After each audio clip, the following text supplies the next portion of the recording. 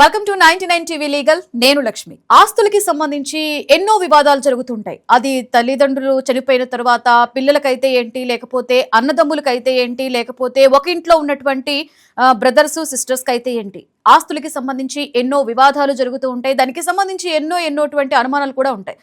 అటువంటి అనుమానాల గురించి ఈ రోజు మనం డిస్కస్ చేద్దాం. Rajampet Ramabrahma sir, high court advocate గారు ఈ రోజు మనతో పాటు స్టూడియోలో ఉన్నారు. వారితో కాసేపు మాట్లాడదాం. నమస్తే సార్. నమస్తే అమ్మా. సార్, ఆస్తులకి సంబంధించి టాపిక్ అనేది మాట్లాడుకుంటూ పోతే చాలా పెద్ద టాపిక్ సార్. అందులో చాలా లోసుకులు ఉంటాయి అండ్ అలాగే చాలా డౌట్స్ ఉంటాయి సార్. సో అందులో భాగంగా ఈరోజు మనం కొన్ని క్వశ్చన్స్కి ఆన్సర్స్ తెలుసుకుందాం. So first of all sir, ఇంటి పెద్ద ఆయన చనిపోయారు అండ్ చనిపోయే ముందు ఆయన ఎటువంటి వీలునామా కూడా రాయలేదు. అటువంటి పరిస్థితుల్లో ఈ యొక్క ఎవరైతే ఉన్నారో ఈ వారసులు ఆస్తిని ఎలా తీసుకోవాలంటారు? అంటే ఇంటి పెద్దకి వీలునామా రాయకుండా చనిపోయినప్పుడు హిందూ సక్సెషన్ యాక్ట్ 1956 ప్రకారంగా ఆ పెద్ద ఆయనకి ఆస్తి ఏ విధంగా సంక్రమించిందో అనేది చూడాలి. ఆ వ్యక్తికి అతని తండ్రి ద్వారా వస్తే అప్పుడు ఏమవుతుందంటే పాత ఎనాక్ట్మెంట్ ప్రకారంగా సెక్షన్ 6 ప్రకారంగా నోషనల్ పార్టీషన్ అని ఉంది. హెచ్యుఎఫ్ అంటాం, హిందూ అన్డివైడెడ్ జాయింట్ ప్రకారంగా ఓన్లీ మగవాళ్ళకే చెల్లుబాటు అవుతుంది తప్పించి ఆడవాళ్ళకి ఇవ్వలేదు. తర్వాత ఎన్టీ రామారావు ఎనాక్ట్మెంట్ ప్రకారంగా 1983 29A అమెండ్మెంట్ చేయడం వల్ల వెసులుబాటు స్టేట్ గవర్నమెంట్ కల్పించారు సెంట్రల్ ఎనాక్ట్మెంట్లో ఎనాక్ట్ చేసుకోవడానికి. దాంట్లో ఏంటంటే ప్రిపోజిటరీకి చనిపోయిన వ్యక్తికి ఒక భాగాన్ని కల్పిస్తూ ఆ భాగంలో నుంచి అందరికీ భార్య పిల్లలకి మళ్ళీ మగవాళ్ళకు కూడా సంక్రమిస్తుంది. కానీ పూర్వం ఏంటంటే 1956 ప్రకారంగా ఏ వ్యక్తి పెద్ద వ్యక్తి చనిపోతే, ఇంటి పెద్ద ఆయన చనిపోతే ప్రాపర్టీ అనేది ఓన్లీ మగవాళ్ళకే చెల్లుబాటు అవుతుంది. సెక్షన్ 6 అనేది ఏంటంటే if a male died interstate, ఒక వ్యక్తి అంటే మగాతను చనిపోతే ఆ property shall be divide on the male serving members not in according this act. అంటే సెక్షన్ 8 ఏం చెప్తుందో ఆ విధంగా కాకుండా ఓన్లీ మగవాళ్ళకే హక్కు కలిగించబడడం జరిగింది. అయితే సార్, మనం ఇక్కడ వారసుల గురించే మాట్లాడుకుంటాం కానీ భర్త అనే ఆయన చనిపోతే భార్యకి అందులో వాటా ఉండదంటారా? ఇప్పుడు భర్త చనిపోతే భర్త యొక్క వాటాని భార్య అమ్ముకోకూడదంటారా? పూర్వము ఆమెకి ఎంజాయ్మెంట్ చేసే హక్కు కలిగి ఉన్నారు, కానీ ఆమెకి అమ్మే హక్కు లేదు. కానీ 2005 అమెండ్మెంట్ జరగడం వల్ల దాంట్లో ఏంటంటే ప్రాపర్టీ ఆమెకు కూడా ఒక భాగాన్ని కలిగించినారు. ఇంతకుముందు ఓన్లీ మగవాళ్ళకి, ఉదాహరణకి ఒక అతను చనిపోతే అతనికి భార్య ఆడపిల్లలు ఉన్నప్పుడు అతని జీవితాంతము భార్య పిల్లలు దాన్ని అనుభవించే హక్కు కలిగి ఉంటారు. తదనంతరము ఆ ప్రాపర్టీ అన్నదమ్ములకు పోయేది. ఇప్పుడు అట్లా కాదు. ఇప్పుడు ఏంటంటే ఈవెన్ వ్యక్తి చనిపోయినప్పుడు ఆ ప్రాపర్టీ అతనికి వచ్చిన భాగం అంతా ఆ భార్యకి పిల్లలకి సంక్రమిస్తారు. Okay. So in case sir, ఆ ఇంటి పెద్దకి ఆయన చనిపోయిన వ్యక్తికి 2 భార్యలు ఉన్నారు. సో ఇప్పుడు మొదటి భార్య పిల్లలతో సమానంగా రెండో భార్య పిల్లలకి కూడా వాటా వస్తుందంటారా? అందరికీ వస్తుంది. ఎంతమంది భార్యలు ఉంటారో అంతమంది భార్యలు కలిపి ఒక భాగము, రెండో భార్య పిల్లలు మొదటి భార్య పిల్లలు కలిపి అందరికి భాగాలు. ఉదాహరణకి మొదటి భార్యకి 3 పిల్లలు, రెండో భార్యకి 2 పిల్లలు ఉన్నప్పుడు మొత్తం 6 భాగాలు విభజించాలి. ఎందుకంటే 2 భార్యలు కలిపి ఒక భాగము, రెండో భార్య పిల్లలు 2, మొదటి భార్య పిల్లలు 3 అయినప్పుడు 6 భాగాలు విభజించి ఇస్తారు. ఓకే. సో ఇక్కడ సార్ ఎక్కువ మనకి తాత ఆస్తికి సంబంధించి వారసులు మనవాళ్ళు అంటారు. సో తాత ఆస్తి అలాగే తండ్రి ఆస్తి మీద ఇద్దరికి సమానమైన వాటా ఉంటుందా సార్? తండ్రి స్వార్జితం అయితే కొడుకుకి ఏమీ హక్కు ఉండదు. ఓకే. తండ్రి ఒకవేళ తాత ఆస్తి నుంచి సంక్రమించి వేరే ఆస్తులు దాన్ని అతను కొనగలిగినప్పుడు ఈ ప్రాపర్టీ కూడా దాంట్లోనే కలిపేస్తారు. కామన్ హార్చ్ పాస్ అంటాం. సో అప్పుడు ఏమవుతుందంటే ప్రతి ప్రాపర్టీలో మనమడి అంటే ఇతని యొక్క కొడుక్కి హక్కు కలిగి ఉంటాడు. So without signature of the, అంటే ఆ తండ్రి అమ్మినప్పుడు కొడుకు సంతకం లేకుండా అమ్మలేదు. ఎందుకంటే దట్ ఈస్ కాల్డ్, అదేమన్నా అంటే కోపాస్ని రిటర్న్, పుట్టుకతోనే హక్కు కలిగి ఉండడము మనమడు. అంటే ప్రిపోజిటర్ సన్ అంటే ప్రిపోజిటర్ చనిపోయినప్పుడు అతని తండ్రి అంటే ఎవరైతే సన్ ఉన్నాడో అతను అమ్మినప్పుడు ప్రాపర్టీ ఏంటంటే అమ్మినప్పుడు మనమడు వచ్చి సంతకం పెట్టాలి. అందుకని పుట్టుకతోనే హక్కు ఇవ్వగలిగింది హిందూ సక్సెషన్ యాక్ట్లో మనమడికి ఇచ్చారు. రీసెంట్గా అమెండ్మెంట్ ప్రకారం ఏంటంటే 2005 అమెండ్మెంట్లో మనమరాలు కూడా హక్కు కలిగించినారు. సో ఇప్పుడు తండ్రి అమ్మాలి అంటే ఖచ్చితంగా కూతురి సంతకం తీసుకొని అమ్మాలి. ఇంతకుముందు అది లేదు, ఓన్లీ మనమడేకి హక్కు కలిగించారు. అయితే ఇన్ కేసు ఇప్పుడు అందరూ మీరు చెప్తుంది ఏంటంటే జెంట్స్ కి ఎక్కువ వాటా ఉంటుంది అంటున్నారు. ఒకప్పుడు ఉన్నది, ఇప్పుడు అందరు సమానం అయిపోయారు. అంటే చట్టం ఇంతకుముందు చేసినప్పుడు అంటే మాతృస్వామిక వ్యవస్థ మంది, పితృస్వామిక 2 వ్యవస్థలు ఉన్నాయి.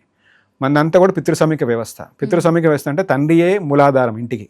కాబట్టి ఆ దృష్టిలో ఉంచుకొని ఎనాక్ట్మెంట్ జరిగింది.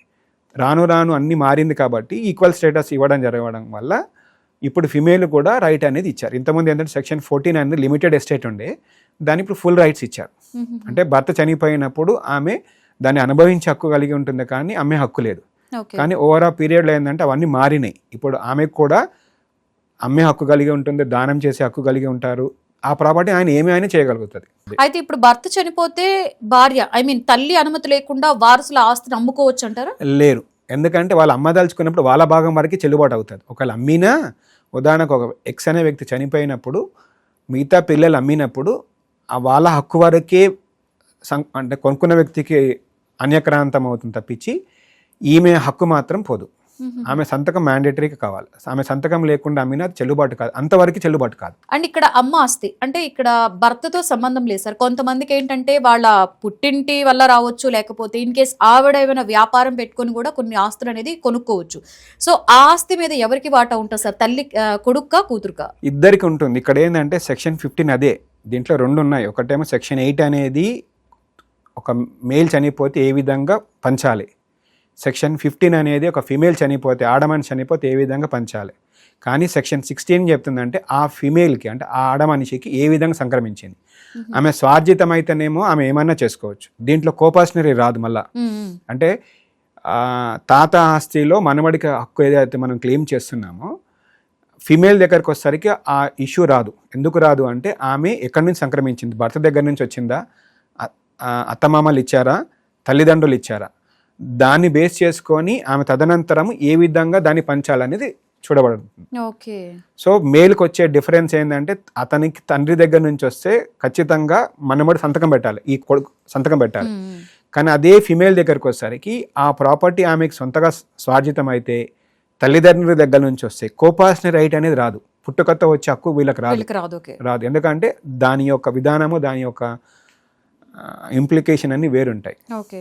సో ఇన్ కేస్ సార్ అంటే ఇప్పుడు భార్యకి ఆస్తి ఉంది, భార్య చనిపోతే ఆ ఆస్తికి భర్త వారసుడు అవుతారా సార్? పిల్లలతో పాటు భర్త కూడా వారసుడే, ఒక భాగం ఇస్తారు ఆయనకు కూడా. ఓకే. అందుకని సెక్షన్ 15 అనేది చూస్తాం. సో ఎవరికి దాన్ని పంచాలనేది దాంట్లో చెప్పబడింది. దాంట్లో మళ్ళీ మూలం ఏంటంటే ఆమెకి ఏ విధంగా సంక్రమించింది అనేది చూడాలి. ఉదాహరణకు ఒక కేసు చెప్తాను. ఇద్దరు అన్నదమ్ములు ఉన్నారు, పెద్ద అతనికి పిల్లలు లేరు, రెండో తమ్ముడికి పిల్లలు ఉన్నారు. సో అంతకంటే ముందు ఇప్పుడు ఏమవుతుందంటే ఇప్పుడు రెండో అతనికి ఉండే పిల్లలు వాళ్ళ ఆస్తి వాళ్ళకి వెళ్ళిపోయింది. కానీ పెద్ద అతనికి పిల్లలు లేరు కాబట్టి ఆయన చనిపోయిన తర్వాత హక్కు ఎవరికి వచ్చింది, భార్యకి వచ్చింది. భార్య కూడా వీలునామా రాయకుండా చనిపోతే ఇప్పుడు దాంట్లో చూడవలసిన విధానం ఏంటంటే ఆమెకి ప్రాపర్టీ ఎక్కడి నుంచి సంక్రమించింది అంటే భర్త నుంచి వచ్చిందా, తల్లిదండ్రుల దగ్గర నుంచి వచ్చిందా. ఉదాహరణకి భర్త దగ్గర నుంచి వస్తే ఈ ప్రాపర్టీ ఎవరికి ఇస్తామంటే మళ్ళీ తమ్ముడి యొక్క పిల్లలకి వెళ్తుంది. ఓకే. సో అప్పుడు ఏమవుతుందంటే అందుకనే సెక్షన్ 6కి వచ్చరికి ఏంటంటే property shale devolved on the serving members అన్నాం. సో ఆ ప్రాపర్టీ ఎక్కడ పోతుందంటే 16 ప్రకారంగా ఆమెకి ఏ విధంగా సంక్రమించిందో చూసుకుంటూ దాని ప్రకారం పంచడం జరుగుతుంది. సో అందుకని ఫిమేల్కి వచ్చేసరికి 2 ప్రొవిజన్స్ ఉన్నాయి, మేల్కి వచ్చేసరికి ఒకటే ప్రొవిజన్ ఉంది. ఇంతకుముందు 6+8 ఉండే, ఇప్పుడు 6 అనేది తీసేసిండ్రు. ఎందుకంటే ఇంతకుముందు HUF అన్నాం, హిందూ అవిభాజ్య కుటుంబం అన్నాం. ఇప్పుడు అది లేదు, ఓన్లీ కోపాషనరీ రైట్ అనేది 2005లో అమెండ్మెంట్ అయింది. 2020లో సుప్రీంకోర్టు లార్జర్ బెంచ్ ఏమి ఇచ్చారంటే మనమరాలు కూడా పుట్టుకతోనే హక్కు కలిగి ఉన్నారు. దాంట్లో ఇంతకుముందు ఏమన్నారంటే అమెండ్మెంట్ చేసినప్పుడు ఒక్కొక్కరి అభిప్రాయంలో, జడ్జెస్ అభిప్రాయంలో ఆమె అంటే తండ్రి బతికుంటేనే అడిగే హక్కు కలిగి ఉన్నారని ఇచ్చారు. కానీ మన లేటెస్ట్ జడ్జిమెంట్ అంటే 2020 మార్చ్ ఆర్ ఆగస్టులో ఇచ్చిన జడ్జిమెంట్ ఏంటంటే తండ్రి బతికున్నా లేకున్నా సంబంధం లేదు. ఒకవేళ ఆ చనిపోయిన వ్యక్తికి ఆ తండ్రి దగ్గర నుంచి వస్తే అంటే ఈ ఆడపిల్లలకి తాత అవుతారు, మగ పిల్లలకి తాత అవుతారు. అంటే వాళ్ళ తండ్రికి ఆస్తి తాత దగ్గర నుంచి వాళ్ళ తండ్రి నుంచి వస్తే ఆటోమేటిక్ ఏమవుతుందంటే ఈ ఆడపిల్లలకు కూడా దాన్ని అడిగే హక్కు కలిగి ఉంటారు. ఇంతకుముందు అది లేదు, తండ్రి బతికుంటేనే అడగాలి. ఇప్పుడు అది తీసేసిండ్రు. ఇప్పుడు తండ్రి బతికి ఉన్నా లేకపోయినా ఆటోమేటిక్గా they are entitle for equal share on the property of the father which is acquired by him from his father. Okay. Okay. So అసలు తాత ఆస్తికి వారసులు మీరు మనవళ్ళు, మనమరాళ్ళు. ఓన్లీ మనమళ్ళే ఉండే, ఇప్పుడు మనమరాళ్ళు కూడా ఇచ్చారు. ఓకే. అసలు తాత ఆస్తిని పొందాలంటే ప్రాపర్ గా వీళ్ళ దగ్గర ఏ డాక్యుమెంట్స్ ఉండాలి సార్? అయితే దీంట్లో ఏంటంటే ఆస్తి అనేది 2 రకాలుగా ఉంటుంది. అంటే అగ్రికల్చర్ ల్యాండా లేకపోతే ఇండ్లా. అగ్రికల్చర్ ల్యాండ్ అయినప్పుడు ఏమవుతుందంటే పట్టదారు పాస్బుక్లు, రెవెన్యూ రికార్డులో పహానీసు, సేత్వారి ఇవన్నీ ఉంటాయి.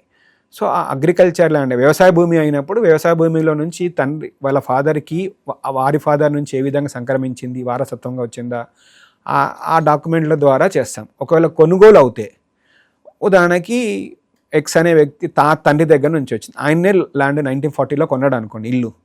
ఆయన చనిపోయిన తర్వాత కొడుకు వచ్చింది, కొడుకు దాన్ని అనుభవిస్తున్నాడు, ఆయనకి 4 కొడుకులు ఉన్నారు. అప్పుడు ఏమవుతుందంటే ప్రాపర్టీ చూస్తాం. అంటే అతనికి సంక్రమించిన విధానం ఏంటి, అంటే ఆయనకు తండ్రి కొనుక్కున్నాడా, వారసత్వంగా వచ్చిందా. సో ఆ పత్రాలను బట్టి దాన్ని విభజించడం జరుగుతుంది. దాని దృష్టికోణం ఉంటుంది అది. సో ఇక్కడ మెయిన్ మనం తాత ఆస్తి గురించి మాట్లాడుకుంటాం. కొన్ని ప్లేసెస్లో ఏంటంటే నానమ్మ ఇన్ కేస్ అమ్మమ్మ, ఆవిడ యొక్క ఆస్తికి వారసులు ఎవరవుతారు సార్? మీరు అమ్మమ్మ అన్న తల్లి అన్న one and the same. Okay. అమ్మమ్మ అన్న ఇప్పుడు నా పిల్లలకి నా మదరు నాయనమ్మ అవుతుంది, మా సిస్టర్స్కి అమ్మమ్మ అవుతారు. సో మళ్ళీ అక్కడ ఏమవుతుందంటే ఫీమేల్ అంట, మళ్ళీ ఫీమేల్ ఆమెకి ఏ విధంగా సంక్రమించింది అనేది చూస్తాం. అయితే దీంట్లో కోడలికి ఏమైనా వాటా ఉంటుందా సార్? అత్త ఆస్తిలో ఆమె వీలునామా రాయకుండా చనిపోతే ఆటోమేటిక్ గా కోడలు కాదు భర్తకు వస్తుంది. ఒకవేళ భర్త లేకపోతే ఆమె కూడా ఒక్కొక్క కలిగి ఉంటారు. ఈమె భర్త చనిపోతే ఆమెకి వస్తుంది, ఆమెకి ప్లస్ పిల్లలకు వస్తుంది. ఆ ఒక్క భాగంలో ఎంతమంది ఉంటారో అన్ని భాగాలు అవుతాయి. ఉదాహరణకి ఏంటంటే ఏ పెద్ద కొడుకు, బి రెండో కొడుకు, సి మూడో కొడుకు, ఈ అనేది కూతురు. సో తల్లి చనిపోయినప్పుడు, ఎక్స్ అనే తల్లి చనిపోయినప్పుడు, ఏ పెద్ద కొడుకు చనిపోయినప్పుడు ఆమెకి ఒక 2 పిల్లలు ఉన్నప్పుడు ఆ ఒక్క భాగంలో మళ్ళీ 3 ఎంతమంది ఉంటే అన్ని భాగాలు అవుతాయి. సో అంతే. అంటే మగవాళ్ళు బతికినంత కాలము కోడలికి రాదు, అంటే భర్త బతికినంత కాలము భార్యకి ఇవ్వరు. అప్పుడు భర్త లేని పక్షంలో ఇస్తారు. ఎప్పుడు అది ఆ ప్రాపర్టీ ఎవరికైతే ఏ విధంగా సంక్రమించిందని చూసినప్పుడు.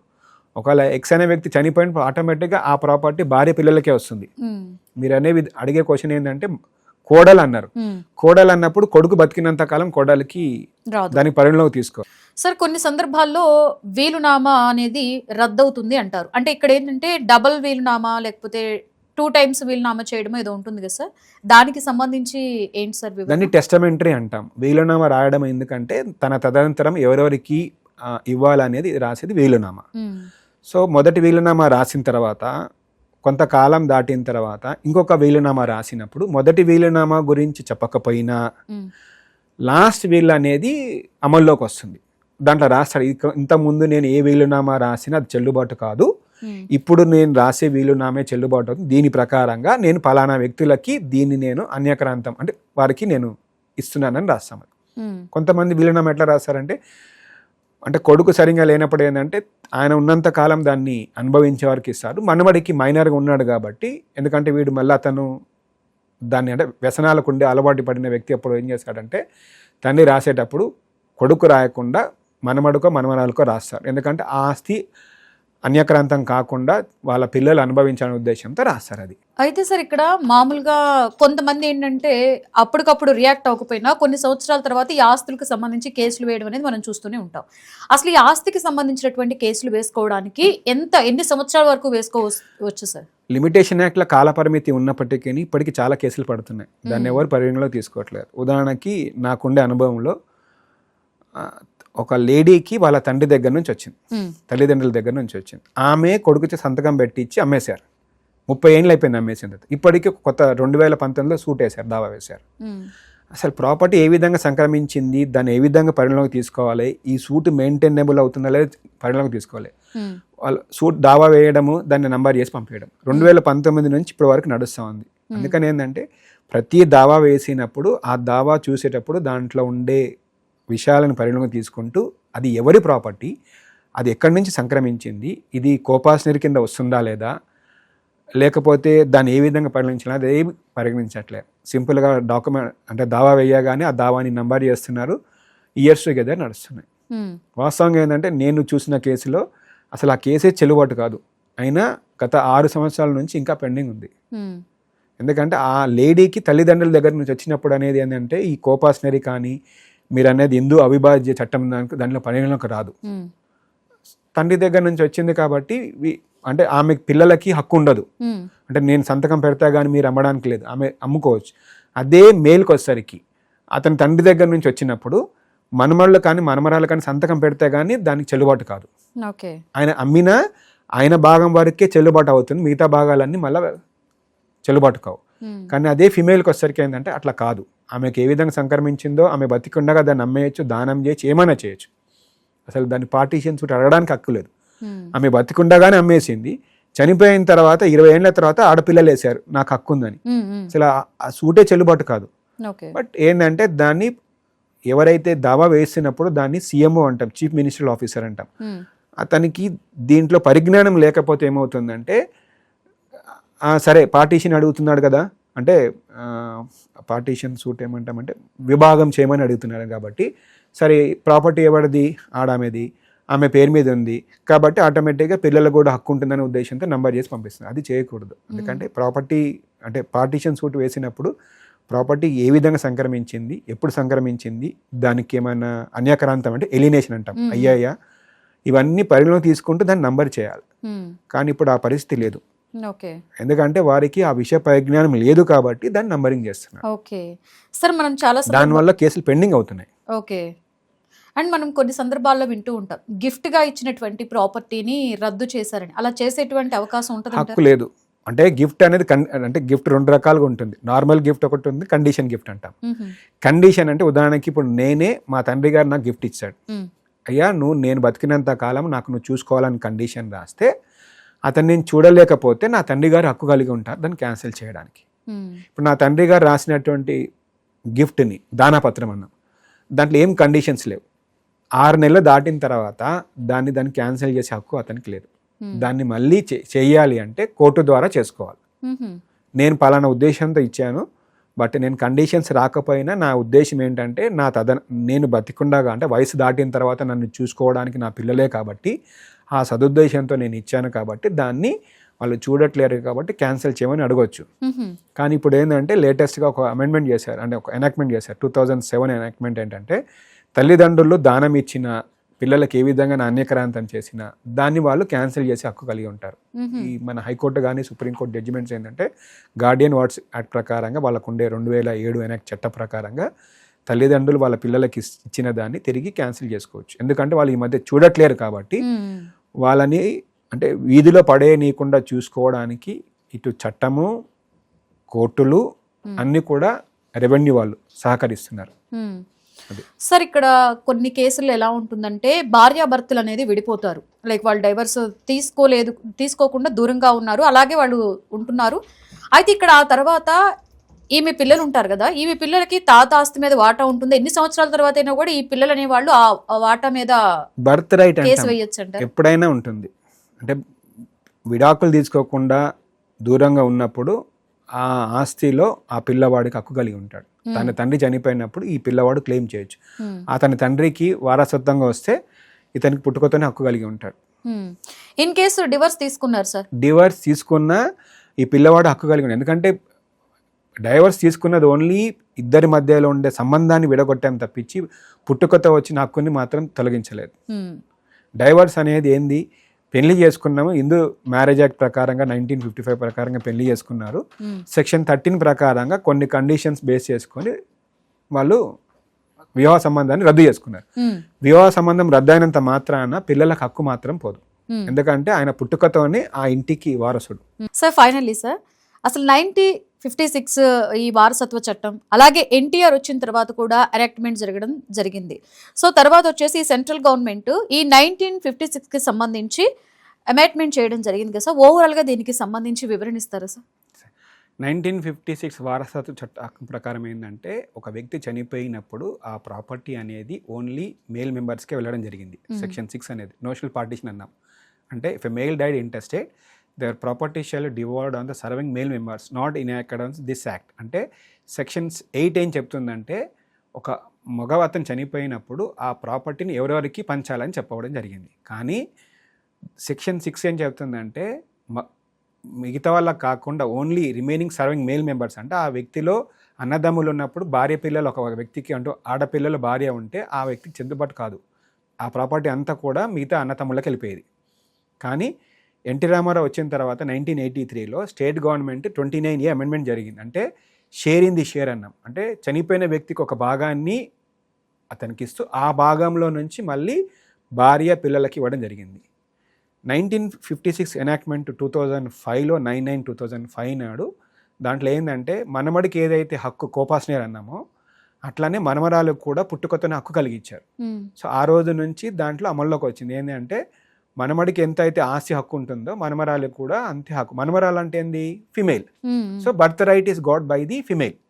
సో ఇప్పుడు ఏమవుతుందంటే అంటే భర్త చనిపోయినప్పుడు ఆమెకి ఆడపిల్లలే ఉంటే ఆ ప్రాపర్టీకి ఆమెకి పొందడం జరుగుతుంది. ఇంతకుముందు ఏంటంటే ఆమె బతికినంత కాలం అనుభవిస్తూ ఆ తదనంతరము మగ పిల్లవాళ్ళకి అంటే వాళ్ళ అన్నదమ్ములకి వెళ్ళేది.